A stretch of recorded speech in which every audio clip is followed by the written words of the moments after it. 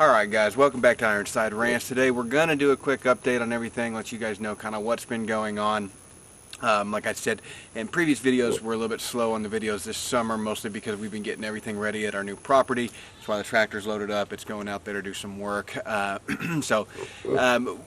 wanted to give y'all a quick update on what was going on, and then actually today we're going to talk about this trailer. If you guys remember in the original video, that trailer was a... the chickens crowing. This trailer we purchased, we got a really good deal on it, but it didn't have working brakes simply because it was air brakes that had been disabled, and then it didn't have working wiring, and so we had a lot of work to do to it to get it up. There was nothing functional on it.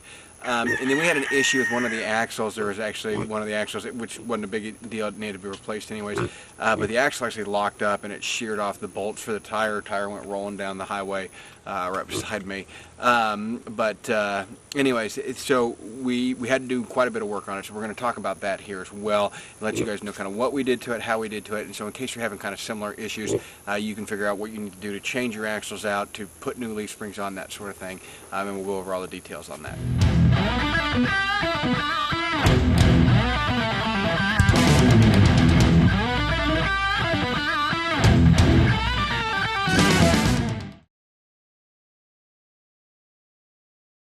Okay, so first off, our house here has not sold yet, so we're still currently at the previous house, the previous ranch that we had that had 20 acres down here south of Birmingham.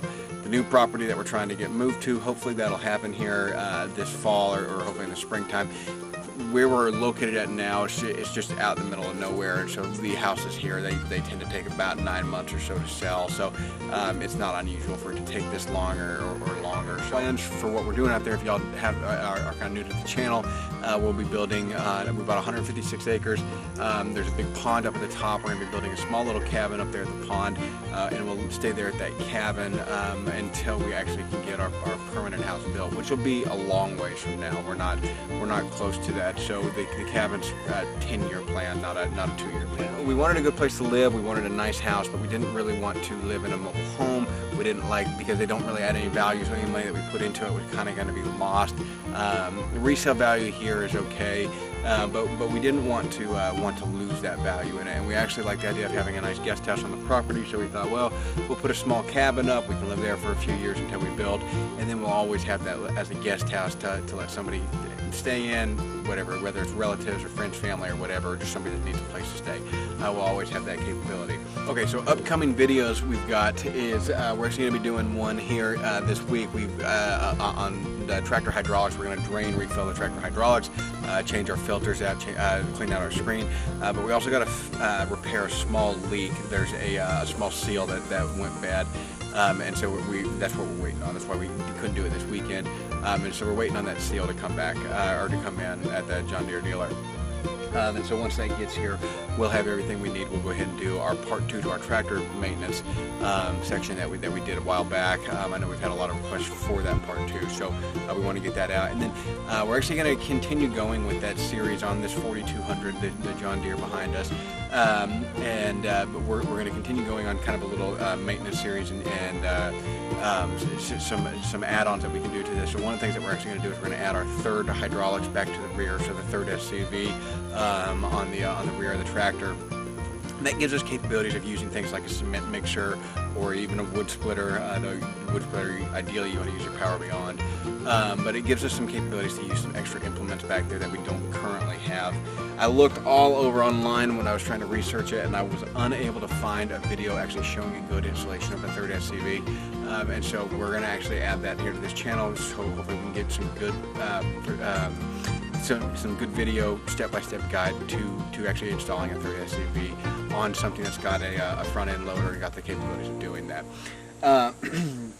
So that'll be coming up soon, and then immediately after this video we're actually going to sit down. I'm going to do a quick review on the John Deere 4200. We've now had it for I think about 2 years, and so we're going to kind of go over some of the things that we like, don't like about it, some of the complaints that have been out there on it, and what our thoughts are on there. So today, let's talk about this trailer. So like I said, we had some issues with the axles, with one axle specifically, with the rear axle. We also needed new axles because we needed brakes on there. I can buy new hubs for it and put new hubs on, but then I run the issue of trying to size 40-year-old axles to the new hubs. and it was a lot easier actually, and actually cheaper, just to buy a brand new axle. And then it was already put together. It didn't take anything but moving the new axle underneath. So we put the rear one on, so we've got working brakes now. Next year we're going to put a front one on. Nothing that we're hauling currently requires us to have that those front brakes, but I do want them for safety's sake, and then just to I guess just to be a little bit anal and make sure everything's matching, and that everything's the same across the board, so that way the axles both match, and we know that exactly that parts are interchangeable and easy to repair and replace later on, should the need arise. This trailer is rated for 24,000 pounds. We're putting two 10,000-pound axles on there, so we're actually reducing the weight capacity of that. Part of the reason we're doing that is because it's a lot harder to find 12,000-pound axles that are on that use electric brakes, and so it's much easier just to find 10,000-pound Dexter axles. They're already set up and they're very, very easy. We didn't really need the 24,000-pound capability. Simply because it hooks onto a hitch, so we had to order a Class 5 hitch for the truck, put that all on, and actually setting that hitch up wasn't that bad, but we had to upgrade some features with it. So this isn't a gooseneck trailer, and that makes a difference. If it was a gooseneck trailer, it'd be a little bit, I would want that 24,000-pound capability. The reason we got this trailer is we wanted the ability to haul our tractor. We also wanted the ability to eventually get a backhoe and haul that backhoe. Backhoes are real heavy.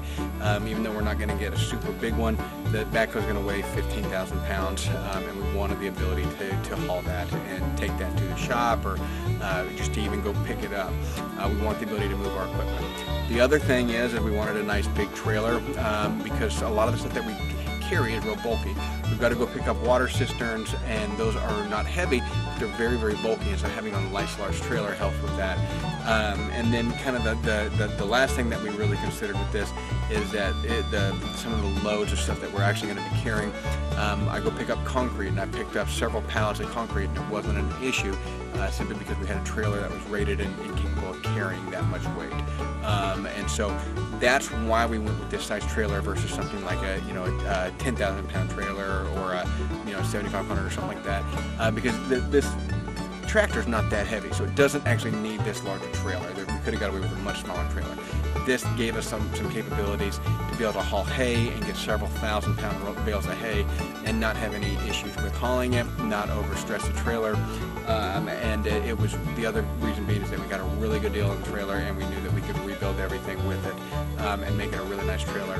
So the first thing I did is we ran all our wiring, and so we ran a main wiring down all the way to the end, and we spliced into it on our way back up. You can see here, and well, I guess you can't see, but we've just got some wires zip tied up right now. We're actually going to be running conduit all the way down to encase those wiring, but we wanted to get everything in place now and make sure that there was no wiring issues, that we didn't have any shorts anywhere, that we got good soldering connections before we actually started running things in conduit. So now I'm just going to break the wire connection up at the top. We'll run the conduit, and I'll resolder that one wire connection on each side, and we'll get everything nice and encased, and then we'll be pretty much where we want to be with everything but that axle. You can see we had to put new leaf springs on here, mostly because our bushings were really bad. I'm sorry, I know that's going to keep going dark on you. I'll try to stand still. We had to put new leaf springs on there to keep to replace the bushings on the front side. And then you can see that's the brand new axle here on the front. We did have to get new tires and rims for one side of it, simply because, like I said, we lost those going down the highway when that axle locked up on us.